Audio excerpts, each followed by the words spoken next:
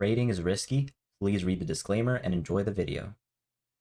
Hey guys, this is Mr. Trader, and today we're going to do an ICT analysis of the pair GBPUSD.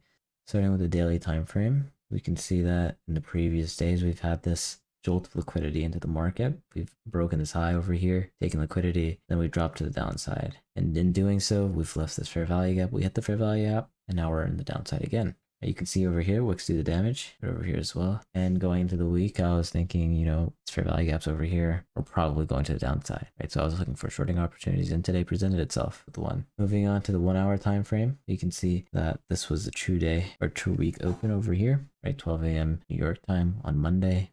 It's Tuesday. This is Wednesday. On Sunday and Monday, we've created this range over here. This could be used as original consolidation. We've broken that, and we've made this accumulation in the New York session. Accumulated longs towards the top side into this fair value gap and taking out the liquidity over here, here, and here. And then on Tuesday, we made this market structure shift over here. Created this order block. You can use this as a low risk sell over here. And this is the market structure shift going into the New York session over here. And then we've created this low. And in today's London session, we've breaking that low. This is the distribution, and this is the distribution number 2, right? This is the redistribution. And then following the London session, we have the New York session right over here. You can use this as OTE. This was a clean setup.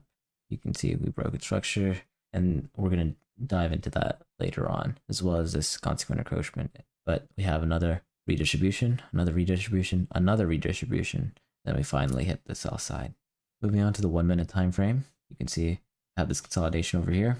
Of this accumulation, you have the manipulation, the distribution, the redistribution, and finally we hit the target, right, of our short-term low. This is not the actual drawn liquidity. We noted that earlier, below over here. We've hit that in the next few redistributions, but on this cycle we didn't hit it.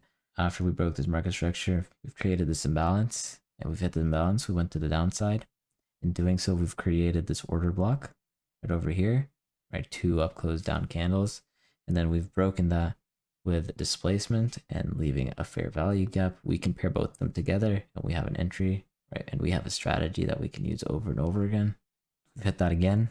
We broke to the downside, leaving an imbalance and another order block over here. We compare them together, or you can use them as a solo imbalance over here, because this is pretty big.